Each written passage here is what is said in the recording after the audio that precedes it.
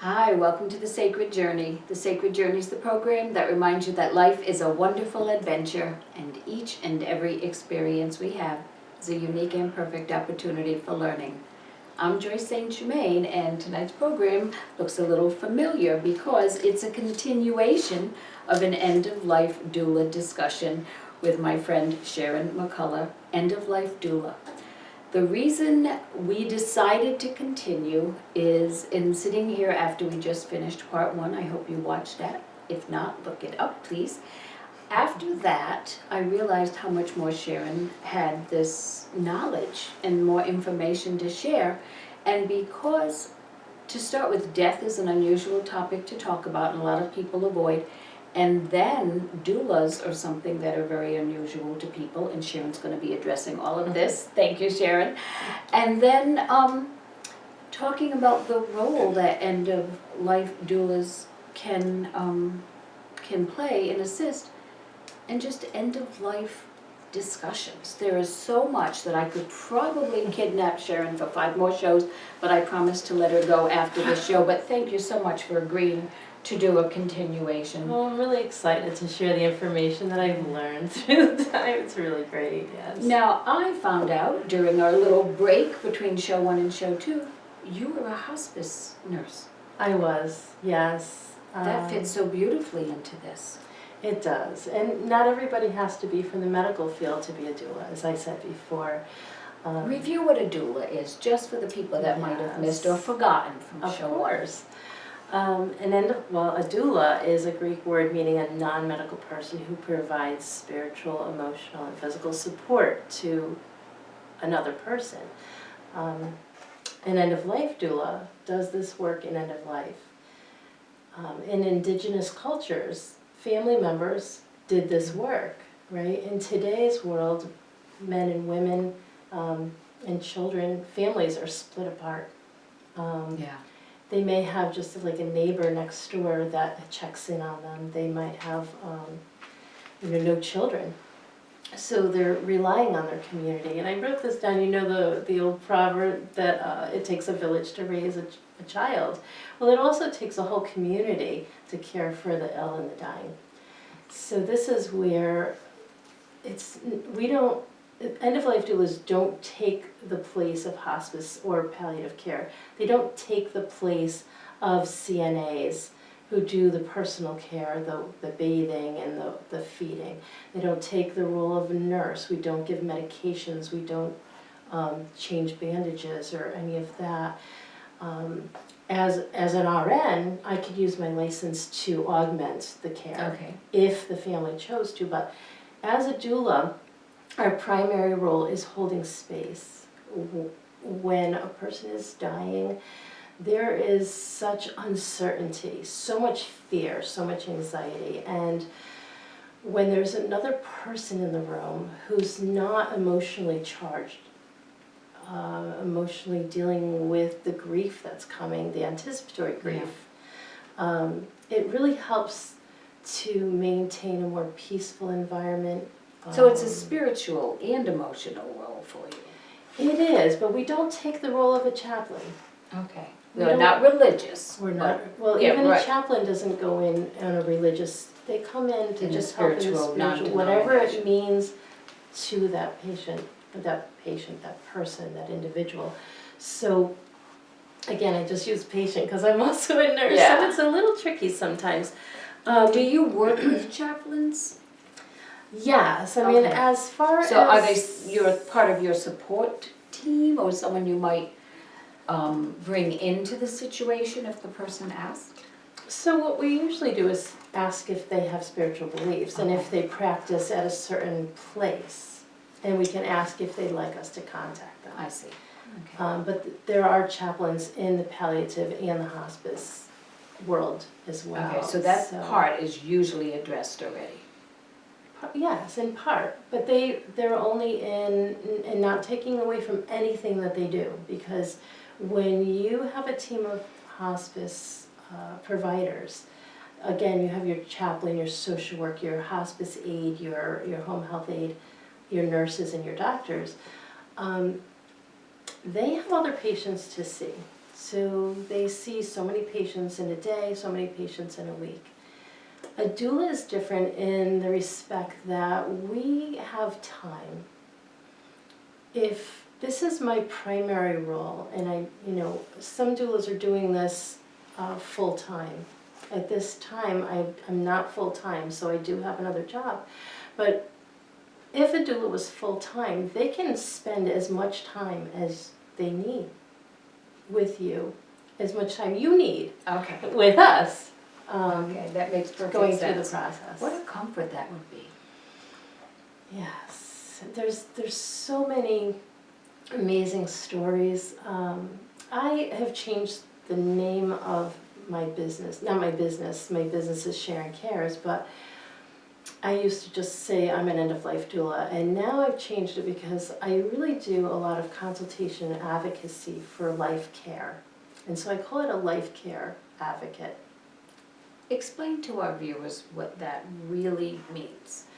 So when a person is going back and forth to the doctor over and over again for symptoms, when they're going in and out of hospitals, nursing homes, skilled facilities, that they might be really confused.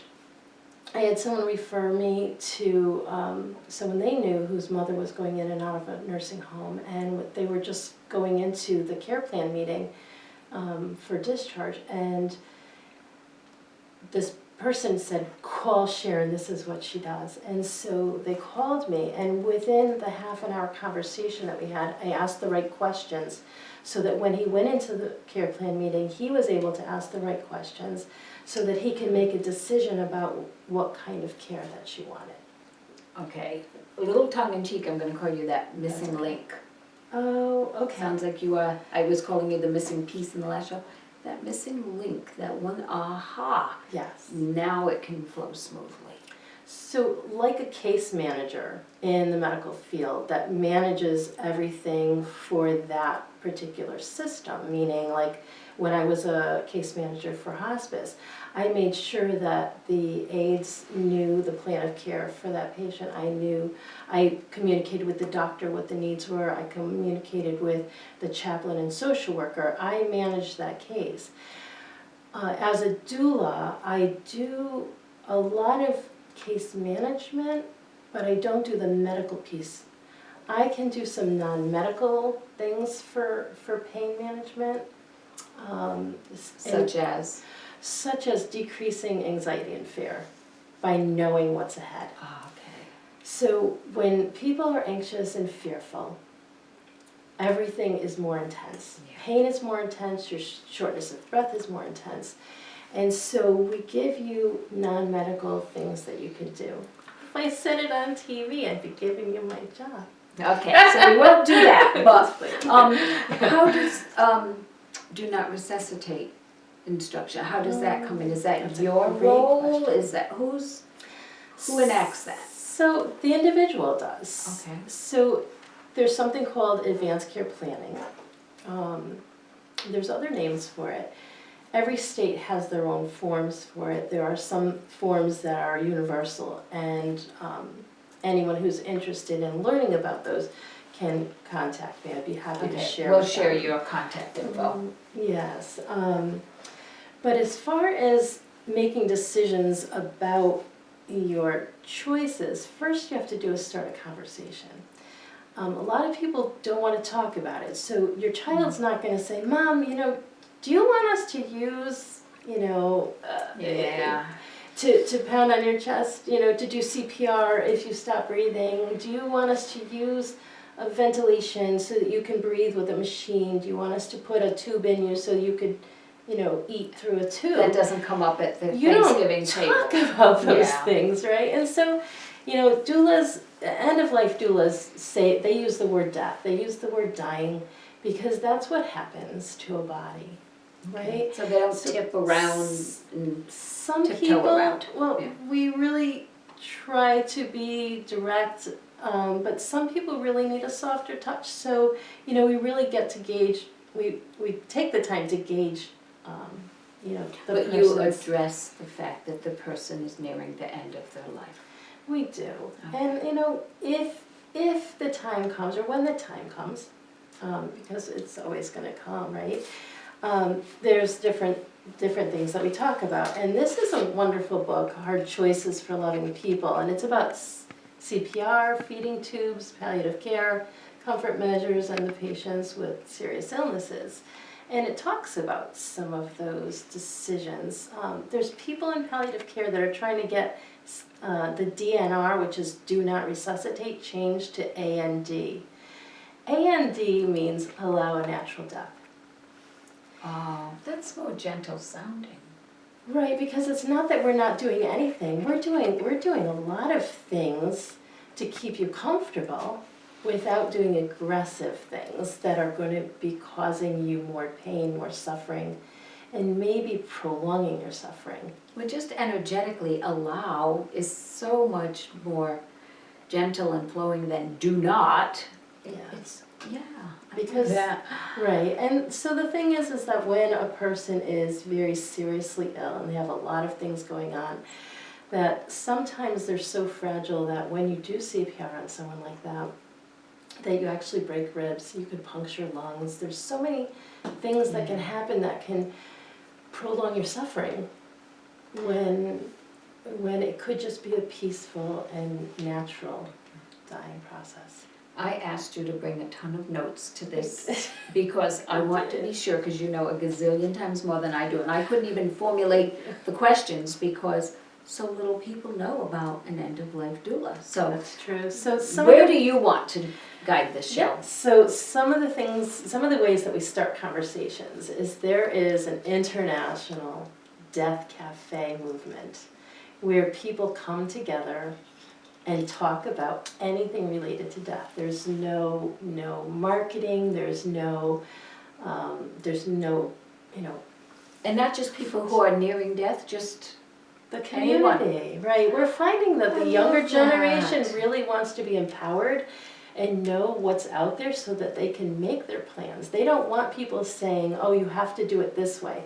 They're more creative, and they want to decorate their own caskets. They want to purchase the ones that are shelves that they could use in their house until the time they die, and then it turns into a Are you being serious? I'm very serious. Oh my gosh, okay, that's Yeah, wonderful. there's so many things. There's people that just want to use the shroud, the old shroud, and go into the earth. And actually, in Washington State, they just got approved to make a human composting facility where you can go back to the earth, but they are able to hasten it in the process. It's very intriguing. It is. It sounds very natural, but it sounds very curious too. Like, is everybody in one big pile? Are there special areas, like your family can be here, or just you? No, they're actually almost like barrels. And the body would go in, and they have a certain temperature that they've learned through time, through a lot of forensics. They've learned how the body decomposes, and they actually offer the compost to the family if they like it. It hasn't been created yet, but It's in the works. it's in the works. Okay. Yeah. So the Death Cafe is a movement. Mortality is also something that came up. Death over dinner. A lot of places are making conversations about death and dying happen. There are different programs out there, I'm going to call them, or nonprofits that are encouraging conversations about death and dying, because early decision making can reduce your emotional burdens. I've been to retreats and stuff where you were given an opportunity to write your own obituary if you'd like. Yes. And not that anyone was facing their own death at that point, but it was very empowering and very freeing. It is. Very liberating. I actually took a class in psychology on death and dying, and we had to write a lossography where we had to go back and think about all of the deaths that we've encountered from the time we were children, whether it be a pet, a neighbor, and how it affected our lives. And I reflected on that, and I was pretty impressed that, my mother really helped us understand that. She would do her little ceremony when our pet gerbil died and things like that, and she helped incorporate that into our lives, so it made it a little bit more comfortable. As far as getting into the doula business from the nursing business, the transition came because I got really sick and I was facing my own mortality. Oh. I had a major surgery, and when I came through that surgery, I actually learned about the doula certification course, and it was the perfect place for me. Oh, well, I know you to be such a compassionate, kind, and insightful person that if you represent what a doula is, could be, or should be, we need more of you. So thank you for doing what you do. Thank you. But I don't do it alone. There's actually a network of doulas in Connecticut and across the nation. I know in the first episode I talked about the National End of Life Yes. Doula. We'll share that again for people. Yep, there is a listing of people across the states that are doing this business. Let's see, what else was I going to tell you about? Oh, we have a lot of tools to help advocate for you. That's the bottom line. Beautiful. I also wanted to talk about the options to donate your organs. So your final wishes. Oh. So some people choose to, be interned the way that our current tradition is interning a body. I'm going back to funerals for a moment, but using cement vaults, which were originally to protect those bodies and everything in there from grave robbers. They use them today to keep the property nice and easy to take care of, okay? So we're using tons of cement in the ground. But let's see. Okay, I'm sorry, I lost track there. But we have the option to donate our organs and our bodies. I understand that in order to have a viable organ donation, you have to be at a hospital so that they can remove the organ and then transplant it efficiently. You do need to have a will, or at least written in your advance directive or your final wishes that you want this done. If you want your organs donated but you still want your body to be donated to science, there is a place that will do that as well. Okay, so there are all kinds of options, is what you're saying. There are. You can also donate to the universities. Forever, doctors have studied the human anatomy by using people who have died. And so there's universities out there that will take that as an anatomical gift. Okay. So What a nice gift for it is. your end-of-life send-off. It is. And they will cremate the body and return it to the family if that's, their desire. So that was just something else, talking about burials and funerals before. Okay, kind of looped around a little, but That's okay, we're following you. thank you. Yeah, the one other thing that I wanted to bring up is that, did you wake up today and say, today's a great day to die? No, I know some of the history behind it, and I know times that it's been used in either a very genuine way or in a comical way, but most of us, that's not a part of That's our right. daily thought. That's right. We think, what unfinished business do I have, right? Yeah. So one of the other things that doulas do is we help you with your unfinished business. If there's a relationship that you need to ask forgiveness in, we try to help you connect. If That's a there's- biggie. That's a really, really Yeah.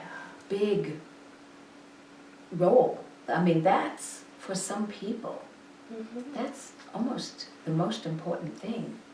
If they've had something that they've been carrying. Right. And Wow. regrets too. If there's regrets, Yeah. and if there's anything we can do to make that happen. Working through hospice, I've also seen, like, if somebody wanted to be on the beach, they would actually go and get big pieces of beach sand, big barrels of beach sand and create the Oh. environment, or they would arrange for an ambulance to get them to the beach. But sometimes the agencies don't have enough time to find that information out, so we can be the conduit to get that information to the people who can make that happen. Oh, that's so comforting. So, yeah. Wow. So, let's see. Yeah, because we have a couple minutes left. We So, do? yeah, Okay. we have 2 minutes left, my camera guy's saying. All right. I guess the most important thing that a doula does is hold the space. We hold the space. We try to create peace to whatever that person likes. If they wanna go out, rocking to Leonard Skinner, they tell us that, If they prefer classical music, we can make sure that's in place. But being there to help their loved ones who are standing there sometimes just looking and in shock and waiting and not knowing what to do, sometimes we could be the conduit. We usually are the conduit that helps them to find something to do to make that more comfortable situation for them. So, a gentle, loving presence that might not have been there before. Well said. Wow, that is so just soothing and comforting, and I'm already going, I'm going to remember this for myself and my loved ones, because most of us are without this because we don't know that it exists. So That's right. I'm really, really grateful to you for sharing this, and we have about a minute left, and I want you to have the last say in what you'll share with our viewers. And they can find out more by contacting you. We'll give you a contact Okay, info. thank you. Well, an end-of-life doula is going to advocate for you. They're going to help you implement a plan, create a plan, implement it when the time comes. We can help with telling you what your decisions, options are, as far as your medical care, what your options are. You'll hear about it from your doctor, but if you need more explanation, we can help. Your options in your vigil, which is when people sit around the bedside as you're dying, like how you want that to look. We can help with that. We can help with the planning and preparing for funerals, for burials, for bereavement, which we didn't even touch on, the after a person dies. And maybe setting you up with a home funeral celebrant if that's your choice. And making sure your pets will be cared for. That's a huge one in my world. Yes, definitely. So as you can see, there is so much more than meets the eye and the books, and I'm really grateful. I never thought there was even such a topic to talk about, death from the spiritual point of view. Yeah, we've covered that, but never anything this practical but loving, both together. I think you marry the practical with the gentle, compassionate piece that sometimes is missing. You said it when people beautifully. start Thank grieving. you. Thank you for sharing your knowledge, wisdom, and your generous and open heart with us. And thank you for joining us on the sacred journey. We'll catch you next time.